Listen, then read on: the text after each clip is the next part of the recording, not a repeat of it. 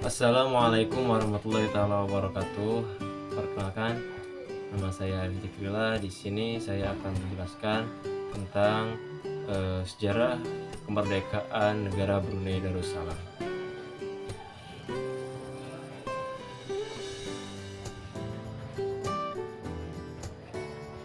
Awal kemerdekaan negara Brunei Darussalam. Catatan-catatan dari Tiongkok dan Arab menunjukkan bahwa Kesultanan Brunei telah ada sejak setidaknya abad 7 atau 8 Masehi. Kesultanan awal ini kemudian ditaklukkan oleh Sriwijaya pada awal abad 9 dan kemudian menguasai Kalimantan Utara dan Filipina.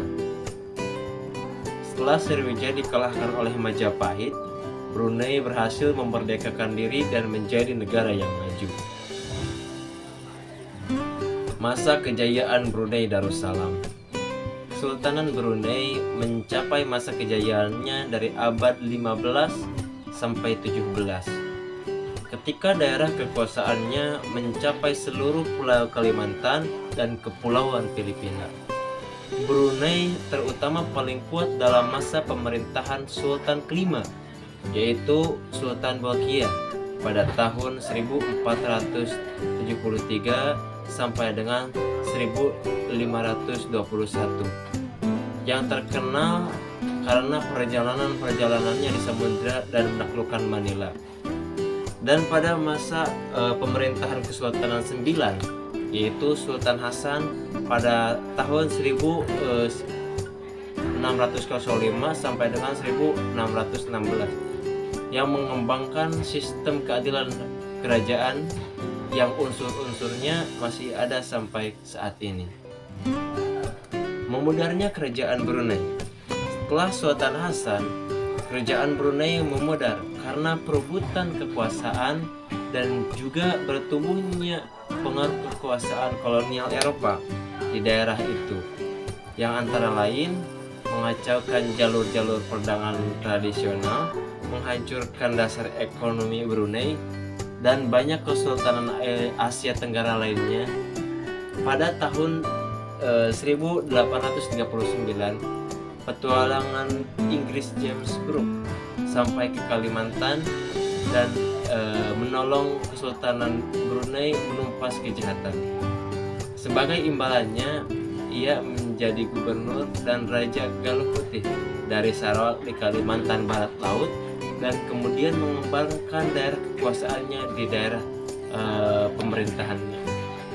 Namun Brooke tidak pernah mengambil alih kekuasaan di Brunei, walaupun ia mencoba melakukan hal itu. Ia bertanya kepada pemerintahan Britania, apakah ia boleh mengakui Brunei sebagai miliknya, tapi ditolak. Walaupun Brunei diperintah dengan kurang baik, ia memiliki perasaan dan identitas nasional, dan karena itu tidak dapat diberebut oleh Brooke.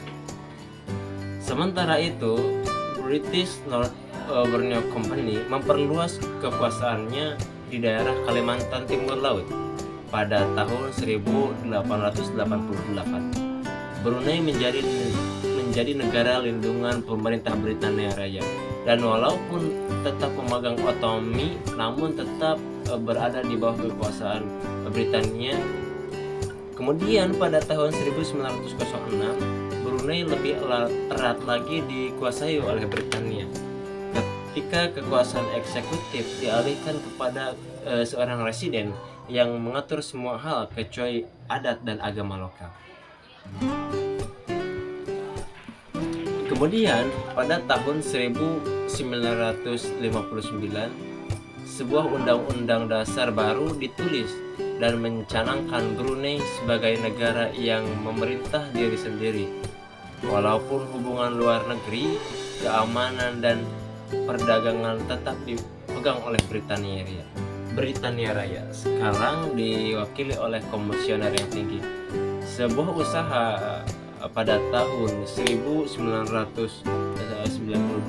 untuk memperkenalkan sebuah badan legislatif yang bagian anggotanya dipilih dan memiliki kekuasaan terbatas dibatalkan setelah partai politik oposisi Partai Rakyat Brunei menunjukkan kekuatannya untuk perang senjata. Pada akhir tahun 1950-an dan awal tahun 1960-an, pemerintah juga menolak untuk bergabung dengan Sabah dan Sarawak di negara Malaysia yang baru terbentuk itu. Sultanan Brunei kemudian memutuskan bahwa Brunei akan menjadi negara yang terpisah. Pada tanggal 4 Januari tahun 1979, Brunei dan Britania Raya menandatangani sebuah perjanjian persahabatan dan kerjasama baru, sehingga pada tanggal 1 Januari tahun 1984 Brunei Darussalam menjadi negara yang merdeka. Mungkin itu yang dapat saya sampaikan terkait kemerdekaan Brunei Darussalam. Mohon maaf atas segala kekurangannya.